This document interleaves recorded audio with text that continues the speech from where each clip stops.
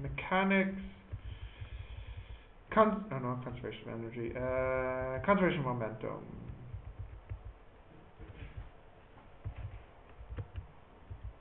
Come on. There you go.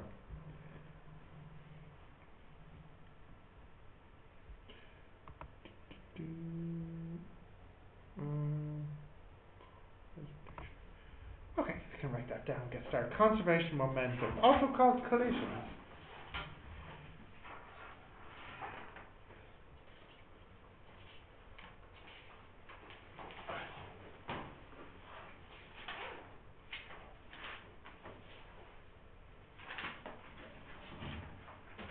Cold, see that?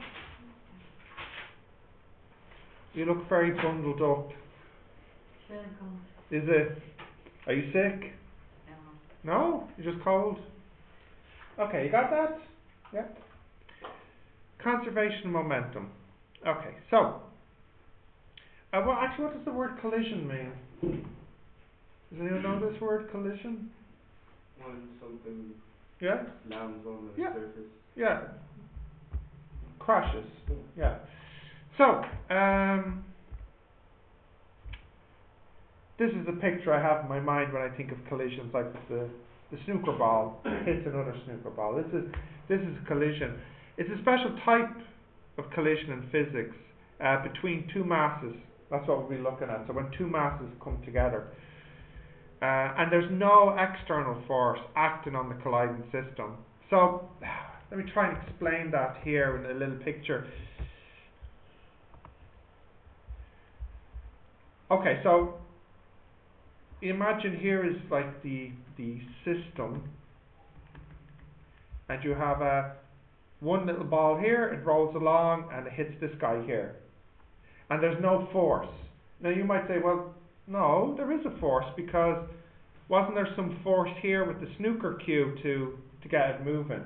And like, yeah, okay, there was some force to get it moving to begin with, but once you forget about that and just look here, just right before the collision, there's no force, because it's not like there's a little engine making it run forward. You know, it's just running by itself with no assistance.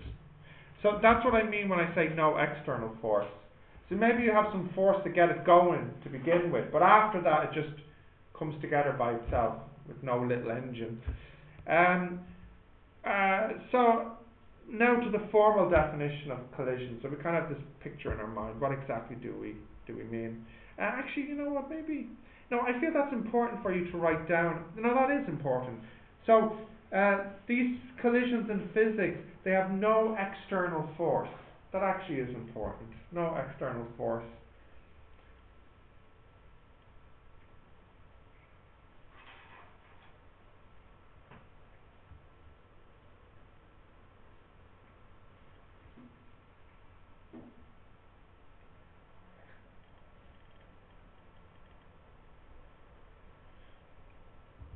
Actually, I said this game is snooker, but that's not true. What game does it look like in the picture?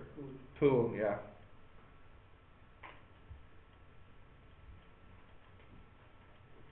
Okay, you have this written down? Yeah.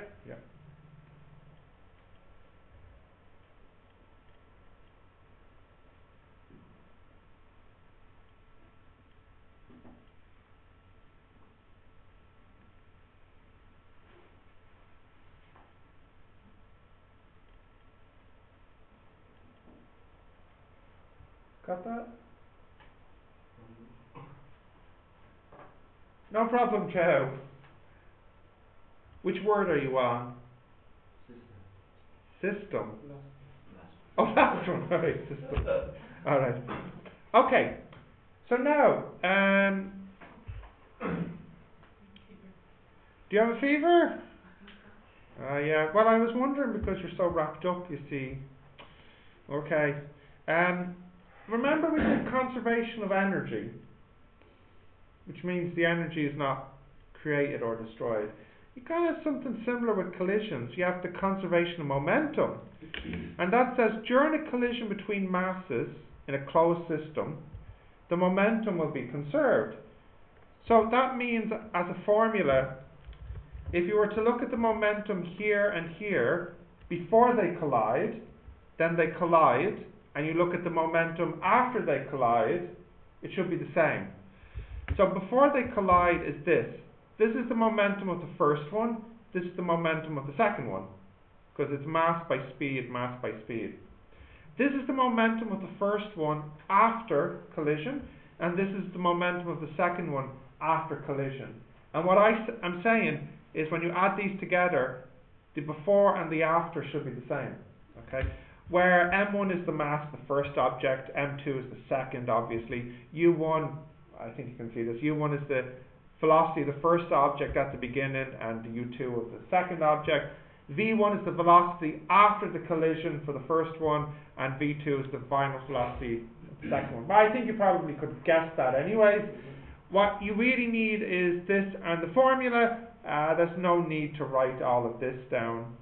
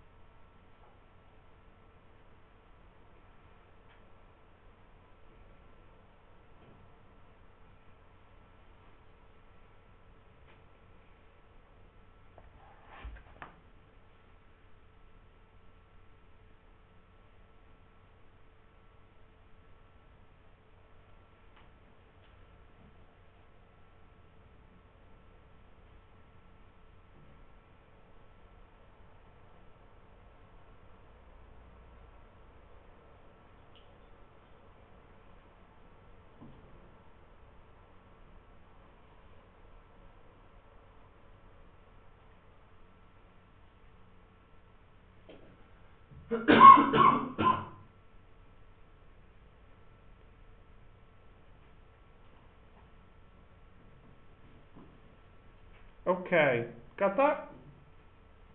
Yeah, I don't need you to write this, just the formula. Yeah, okay, continue? Yeah.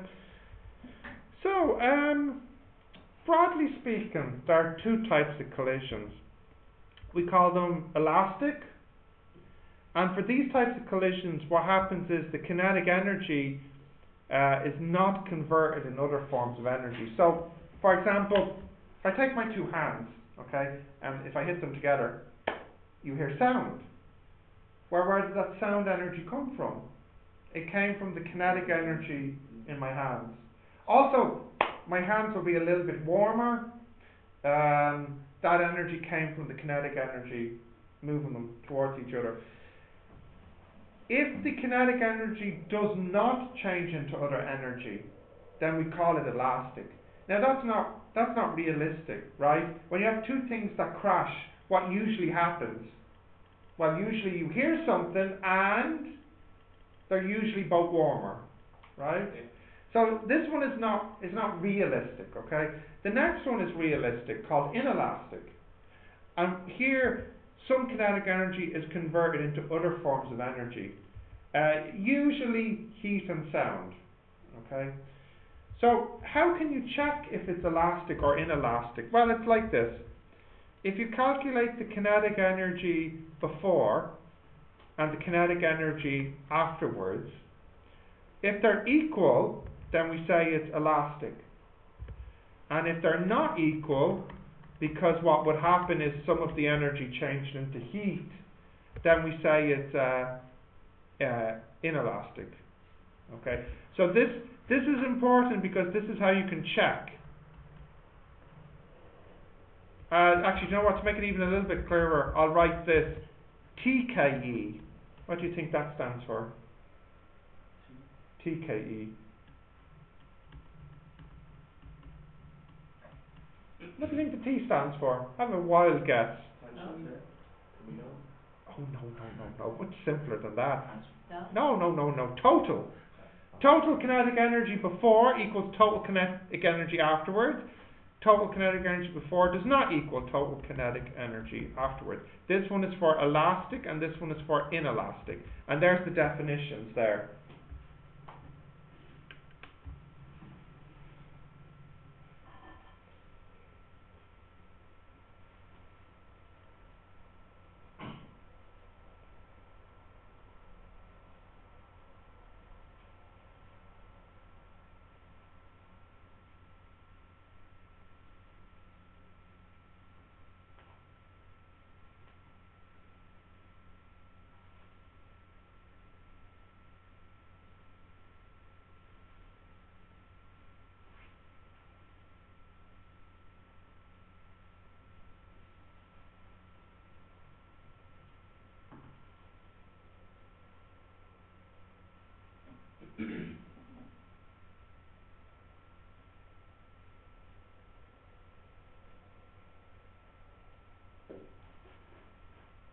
Got that?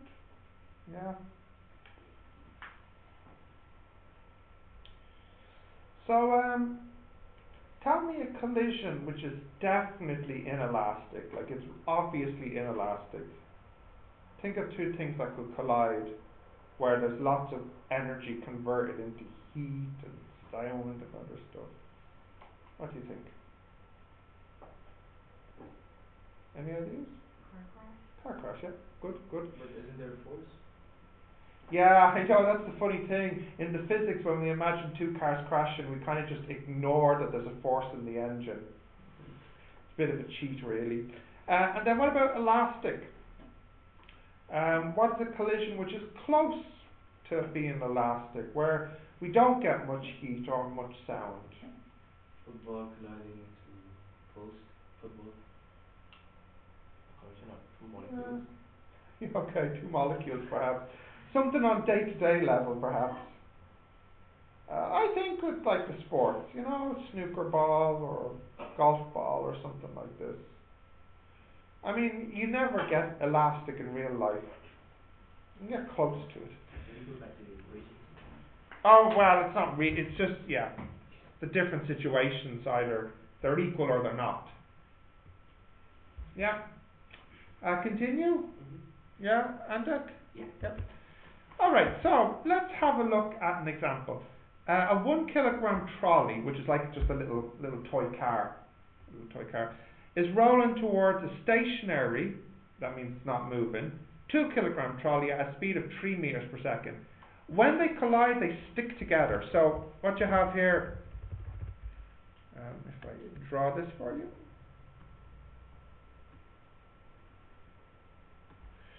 Alright, so there's the ground. You have, what do we say this one was? The first one was a 1 kilogram, okay? And it's going at 3 meters per second. And then you got another guy here, and that's kg, and this is 2 kilograms. And this one's at rest.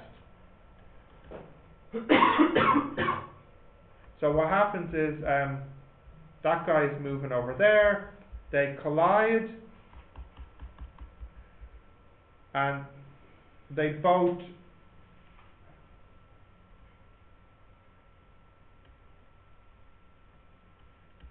move off together at the same speed. So if that one was V1 and that one's V2, they're actually equal. So if you want, we can just call the speed V for both of them, because it's the same, because they're stuck together. Okay. So my first question is probably find out what the V is. Yeah. So my first one, find out what the V is. Okay, so let's do this one together. So the momentum before the collision is 3 times 1 plus, and what's this one? 0 times 2, yeah, 0. So in total that's 3 kilogram meters per second. Okay, now what's the momentum here? It's 1 times V plus 2 times V. So the total is 3V. And these are supposed to be equal by conservation of momentum.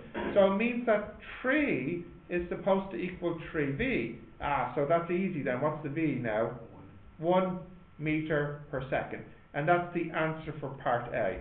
Okay, so before I continue, I'll let you write that down. Any questions on this example? Okay.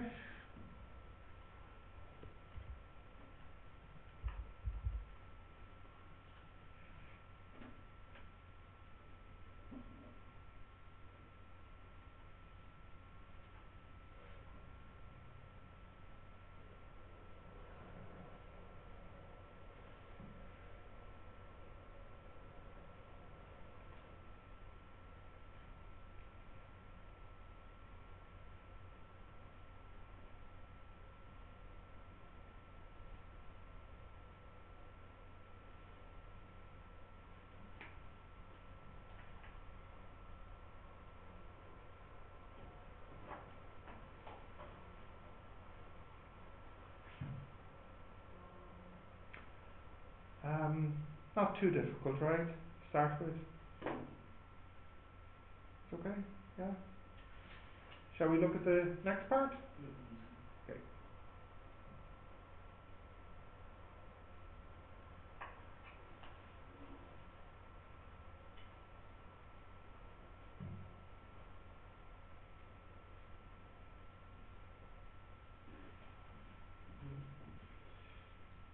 Part B? Yeah. Part B. What is the kinetic energy before the collision? Alright, let's calculate this together now. So part B now. What is the total kinetic energy before the collision? Right. What's the energy of the first car? A half times... Yeah. Yeah, so what's the M here? 3. Oh, sorry, no. 1. And the V? 3 squared. And for the other car? A half M 0 squared. So I think that works out to be 4.5 joules. Okay, and part C is the total kinetic energy after the collision. Right, for the first car, it's a half times 1 times 1 squared. And for the second car, it's a half times 2 times 1 squared. So that is 1.5.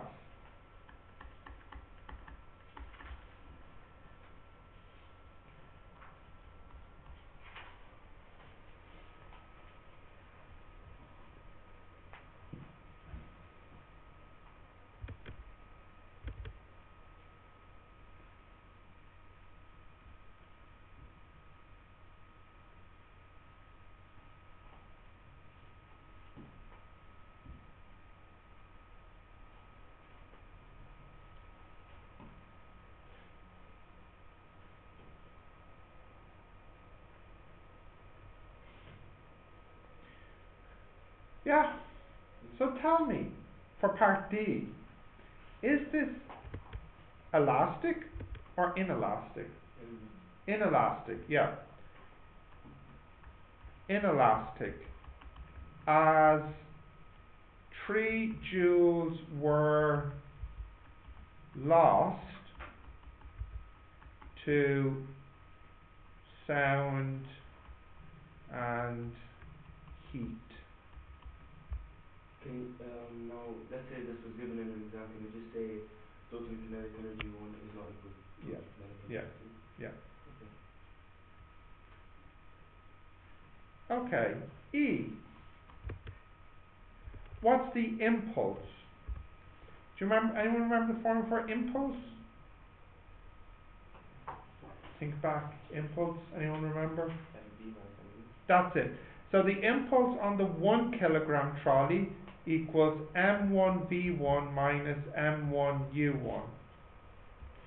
So what's m1 is 1, isn't it? Yeah, v is 1 minus 1 times 3.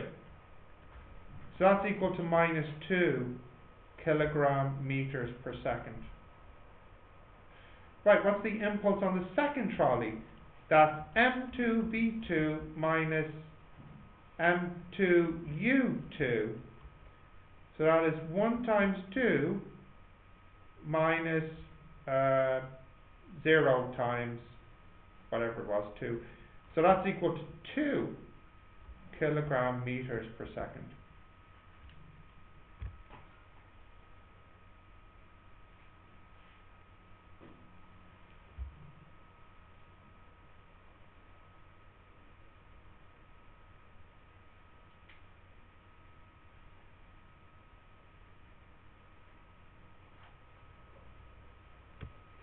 Yeah?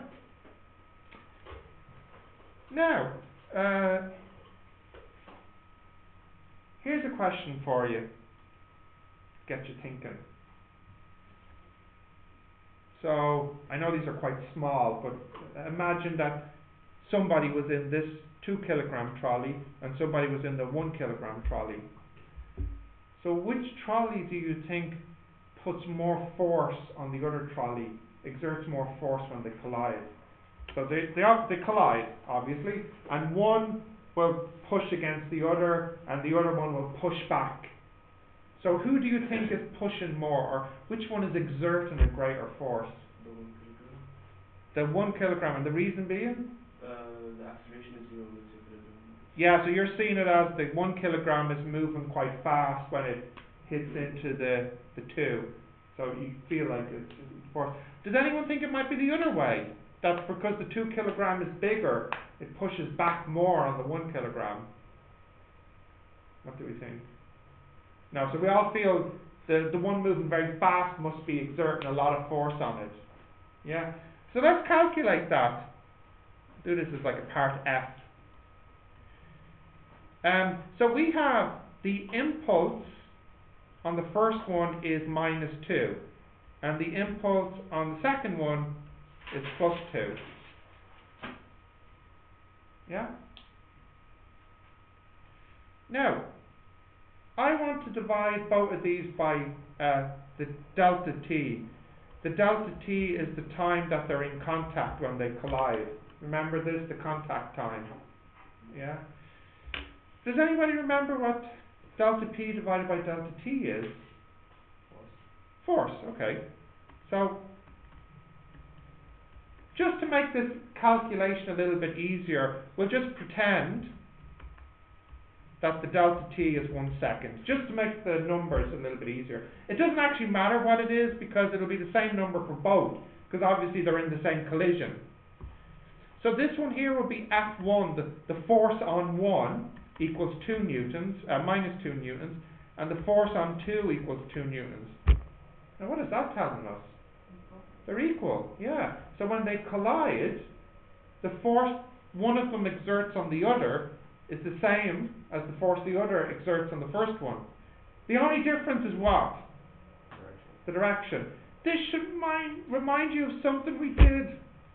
What does this really sound like when you think about it? Yeah, Newton's third law. For every action, there's an equal but opposite reaction. So actually the force exerted on 1 by 2 is the same as 2 by 1. It's quite interesting, I think. Yeah? We're happy with that? Continue? Yeah. Okay. Let's see, it's another example here, I think. Yeah, one more. Okay. A 2 kilogram mass heading right at a speed of 4 collides with a 2 kilogram mass heading left at a speed of 2. So if I just draw that before continuing. So there's the 4, and there's the, 2 kilograms and 2 kilograms. And this one's heading to the right with a 4, and the other guy is heading to the left with a 2. As a result of the collision, a tenth of the kinetic energy is lost from the system. What are their speeds after the collision? Okay, so just imagine, they collide. After the collision, which direction will they each be moving? So, after they collide, which way will this guy be moving? Left or right? Right. Yeah, and this guy? Right. Yeah, you didn't sound confident, but they both have to be moving to the right. Now, why is that? Well, this guy can't pass through this one. Like, it can't physically pass through it.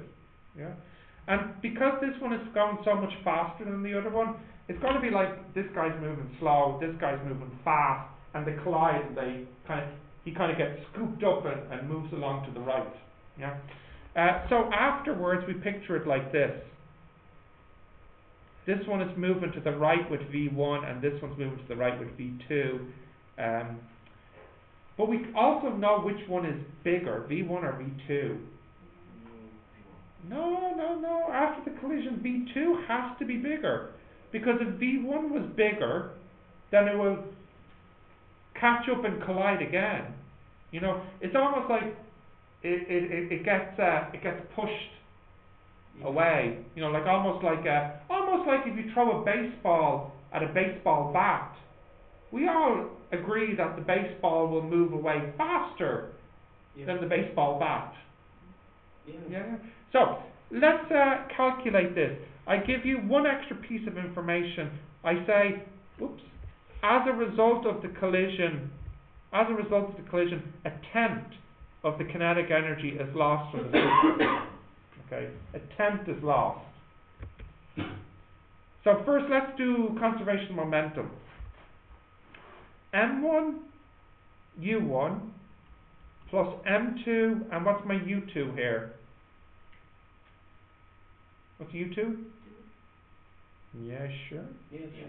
Are you sure? -2. Gets them every time. Why -2? Yeah, that's very, very important. Common exam mistake. And that should equal M1 V1 plus M2 V2. What can I cancel here? What's in everything? 2. So I get V1 plus V2 should equal 2. So we see what's going to happen here. I must have a second equation with V1 and V2. What's my second equation I can make with this story? What other info do I have to make another equation?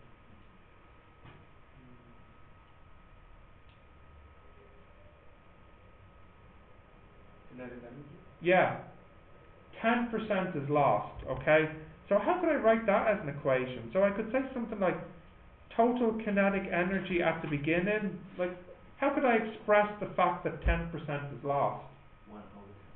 I could use like 1/10, couldn't I? So I could say something like, how would I write this as an equation? TKE over 10 equals half energy squared over 10. Oh, that sounds a bit messy. Yeah. Like, how can I get an equation with this? We know that 10% is lost. Okay, so which is bigger? TKE1 or TKE2? 1. Yeah. How much bigger? Well, 10% bigger. Well, roughly 10% bigger. It's lost 10%. Okay. So, you could think about it like this.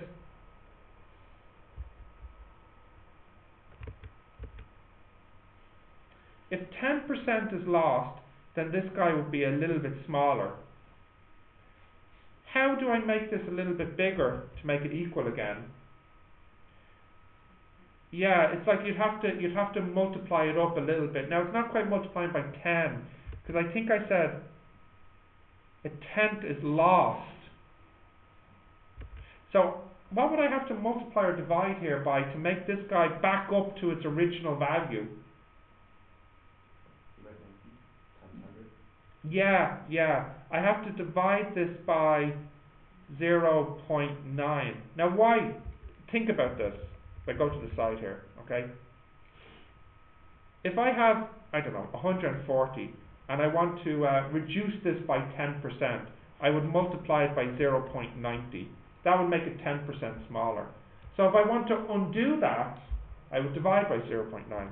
Now if you're not happy with that, if you find that confusing, which is fine, you can think about it this way as well. This guy is 10% smaller. So if I do want to make them equal, then I need to multiply this guy by 0.9 to make it 10% smaller as well. Okay. I mean, there's many different ways you can think about it, but we need to make use of the fact that it's 10% difference.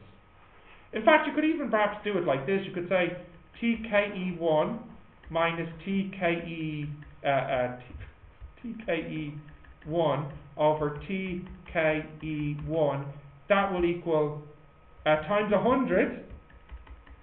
That would equal 10. You know, the difference as a percentage is supposed to be 10%, but this is very messy to work with. Are you happy if I stick it with this one? Yeah. Okay, so let's see. So, what is the kinetic energy at the beginning? So that's a half m. So what's a half times 2? 1, so that's convenient. V squared, so that's 16. Plus a half m V2 squared, so what's that? That's a 4. Yeah, that should equal a half m, which is also 1, times V1, plus a half m, which is also 1, times V2.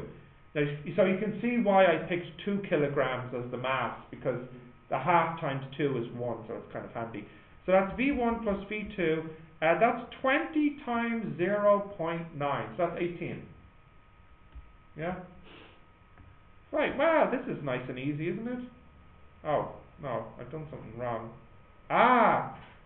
Who can spot my mistake? I spotted. I'll give you a clue. I made a mistake with the first equation. Stupid, stupid little mistake. Who can spot it? Over 10. No. The red equation. I made a stupid mistake. Yeah, thank you. So this should have been minus, because minus 2. Forgot my minus. Yeah? Okay, what's the best way to solve these? I think I'll just add them together. Yeah? Right, so V1 plus V1, 2V1. Minus V2 plus V2, 0. 2 and 18, 20. So what does V1 equal? 10 meters per second. And so what must V2 equal? If I look at this one. What's V2? 8 meters per second. So this guy is going at... What? I thought I said the first one should be going slower.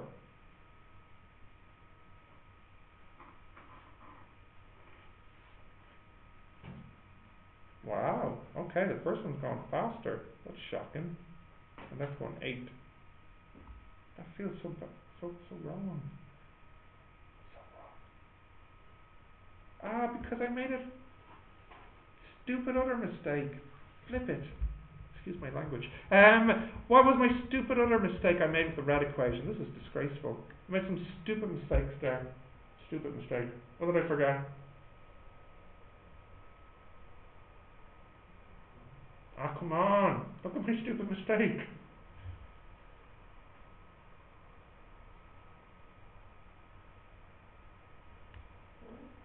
I just forgot to write the 4 and the 2 here. They're not gone. What did I do here?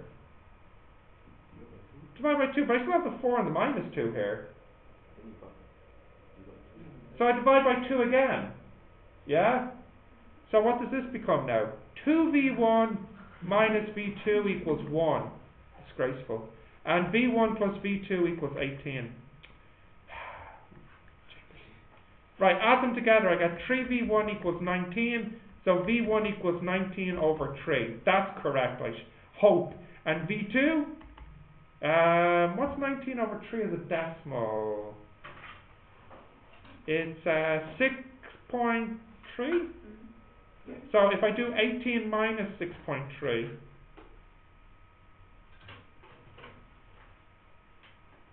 Sorry, what question? 18 minus 19 over 3. What do I get? 18 minus 9 over 3? 18 minus 19 over 3, the number that you... 11.7. Okay. So 11.7 and 18.3 meters per second. Now that's better, because we thought the V1... Wait, no, that's still the same problem. Okay. It's not 18.3? Sorry. Your rate equation. 6.3. Right. Which one? Rate equation. The first one? No, Very good.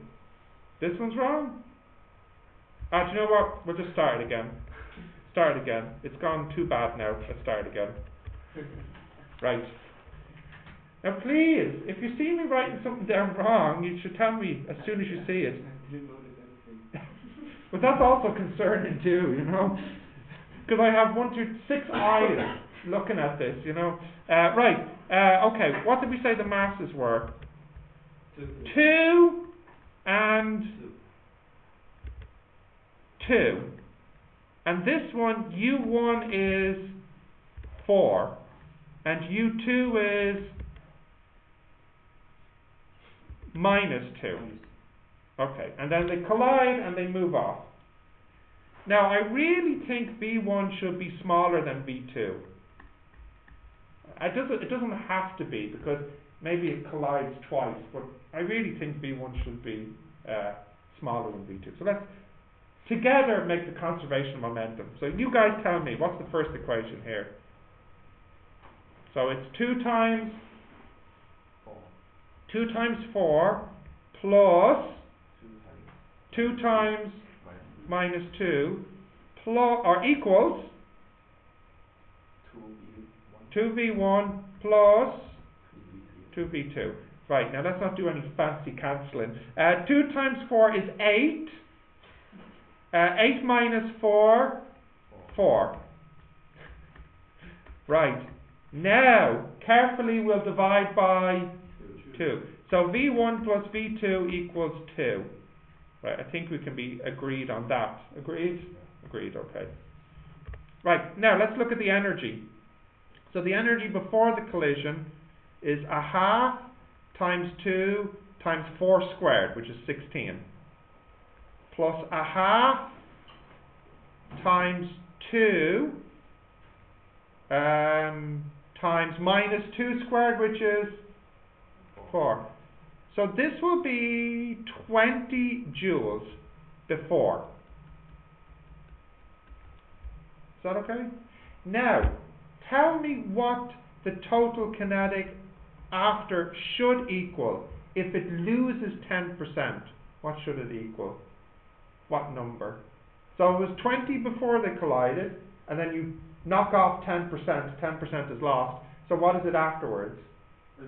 18 joules. It's the lost attempt. Yeah? So, a half times 2 times v1 squared plus a half times 2 times v2 squared. I forgot the squares. That's what screwed it up. That should equal 18. Yeah. That's gone, that's gone, that's gone, that's gone. So now you got v1 squared plus v2 squared should equal 18. Alright, are we happy with that now? Right, so now our life is harder. Why? Yeah, squares. So you did this one in maths, didn't you? How did we solve this? How do you solve these problems in maths? What do you do? No, I don't think I mean square root everything. Not this either. What do we do? You know this Solve one. for V1. That's it. So I solve for V1. So I got V1 equals 18 minus V. 2 minus V2. Is that what you were thinking? And then what do I do with this guy? Sub it into that guy, yeah? Yeah. So now I have 2 minus V2 squared plus V2 squared equals 18. 4 minus 4V2 plus V2 squared plus V2 squared equals 18. What type is this looking like? 2V2 squared minus 4V2 minus 22 equals 0? 4 minus 18. Thanks, dudes. 4 minus 18 is minus 14. Okay, divide by 2. V2 squared minus 2V2 minus 7 equals 0. Does this have nice roots? Okay, that's okay. What is it then? V2 equals 2 answers here, yeah? 3.82. 3.82 meters per second, or Negative 1.63. negative 1 point. Okay, it seems like we should 3.83. seems like we should reject the negative V2. Because if the V2 is negative, it means it's heading to the left after the collision, which means that it's passed through V1. So don't really want that. And then V1 here, if I use this equation, I'll get 1.83 meters per second. Ah, good. Happy now, because V2 is bigger than V1, like we thought it should be at the beginning. So now I feel confident that it's right. This one's quite tricky. It's quite tricky. The good news for you is this isn't so common in the exam. The previous example is more common in the exam. I've only seen this in the exam twice. Whereas the other question I've maybe seen like 10 times.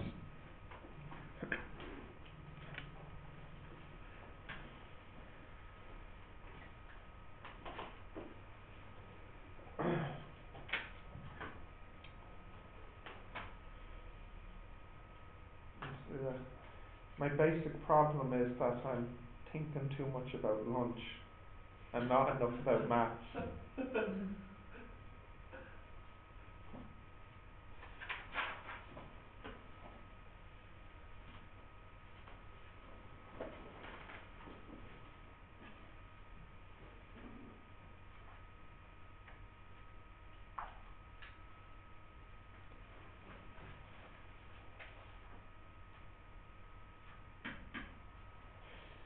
Have some of you seen this topic before? Yeah. Siba? Not like this. Yeah, Not as hard as this, but the conservation of momentum you've seen before, yeah. What about you, Andek? Have you seen this topic No, I before? didn't. Yeah, but you've seen the concept before. Yeah. Yeah. And Kim? No. New? Yeah. And Matt? Is this new or old? Have you seen this before? You think so? Okay. And Chow? Have you seen this before or first time? Okay.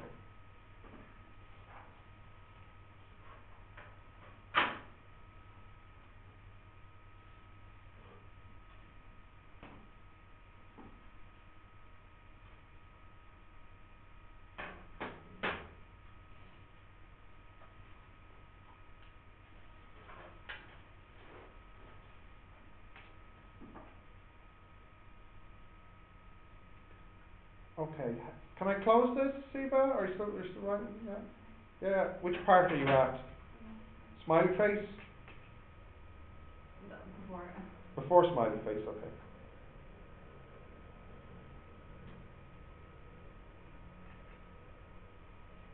So, how do you know which one is V1 and which one is V2? What do you mean? Like, how do you know, what if V1 is 1.8? How do you know that? How do I know? Oh, how did I get the 1.8? I subbed in my V2 into this equation here. Mm-hmm. And I rejected this answer. Is this negative? Yeah. Okay. Well, I mean, the answer could be negative, but it just But can't be, yeah. in this story it can't Yeah. be.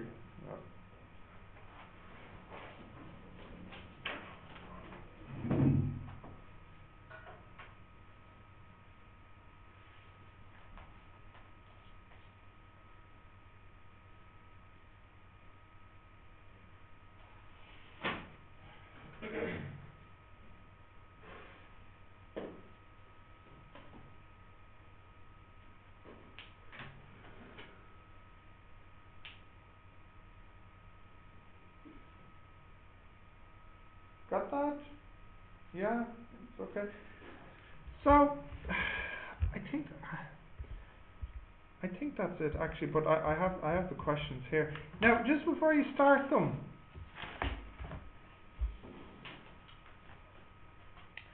these are really good exam questions, and what I mean by that is they're common in section A. They don't really change too much. My second example was quite hard, but that's the hardest it could ever be. It's usually more like my first example where you just use the formula, one formula, you know. And again, in case you're wondering, okay, question 1, 2, 3 and 4, they would be perfectly normal section A questions, okay? Number 5 and number 6, they would usually be section B questions, and they would be hard section B questions. Yeah? So 1, 2, 3, 4 would be normal section A, 5, 6 would be hard section B, and 7 would be a very hard Stephen question. Okay? So, just for your own study, if you can do 1 to 6, that's great. That's plenty for the exam. And if you want to do something a little bit harder, that's what number 7's for. Okay? Yeah. Now, let's look at this. So I'll let you work on these for a few minutes. Let me just fix something here.